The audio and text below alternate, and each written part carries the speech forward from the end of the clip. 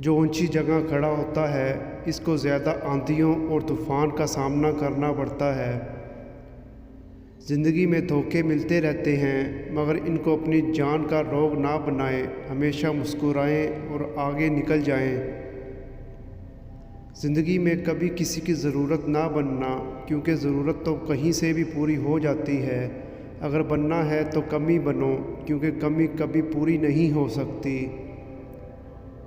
جیت جانے کی عادت اچھی ہوتی ہے مگر کچھ رشتے ایسے ہوتے ہیں جن میں ہار جانا ہی بہتر ہوتا ہے۔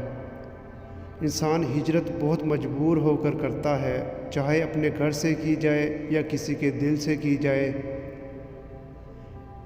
لڑکے کا رشتہ کرتے وقت لڑکے کی آمدنی بڑھا چڑھا کر بیان کرنے والے حق مہر طے کرتے وقت اتنے غریب بن جاتے ہیں جیسے زکوٰۃ پر گزر بسر ہو۔ دنیا میں تنقید کرنے والے بہت ہی زیادہ ہوتے ہیں، تم حوصلہ افزائی کرنے والے بن جاؤ۔ اگر تم کسی آدمی کے بارے جاننا چاہتے ہو تو یہ مت دیکھو کہ اپنے سے برابر کے ساتھ کیسا رویہ ہے، بلکہ یہ دیکھو کہ اپنے سے ادنا لوگوں کے ساتھ وہ کس طرح پیش آتا ہے۔ دوسرے سے ہونے والا گناہ اور اپنے ہاتھ سے کی جانے والی نیکی کا ذکر کسی سے نہ کرو، یہ تمہارے کردار کا امتحان ہے۔ کبھی کسی کے صبر کا امتحان مت لینا، میں نے ایسا کرنے والوں کو پچھتاتے دیکھا ہے۔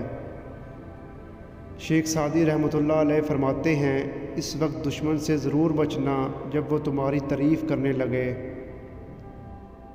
دکھ کی گھڑی اور خوشی کا ٹائم دونوں گزر ہی جاتے ہیں، لیکن جہاں تمہارا استعمال کیا گیا ہو، تمہیں دھوکہ دیا گیا ہو، اس تکلیف سے گزرنے میں زمانے لگتے ہیں۔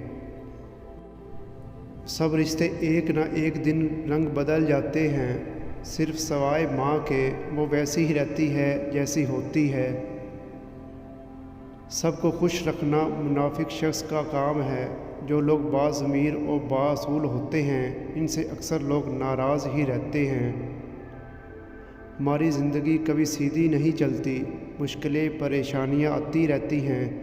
کسی پریشانی کا مطلب اختتام نہیں ہوتا، بلکہ یہ ایک نئی زندگی کا آغاز ہوتا ہے۔ انسان کے رزق میں تنگی کی وجوہات: نہانے والی جگہ پر پیشاب کرنا، دسترخوان پر بیجا گفتگو کرنا، اللہ کی نافرمانی اور نماز ترک کرنا۔ مخلص لوگ اکثر بناوٹ سے دور رہتے ہیں، اس لیے بسا اوقات تلخ بھی محسوس ہوتے ہیں۔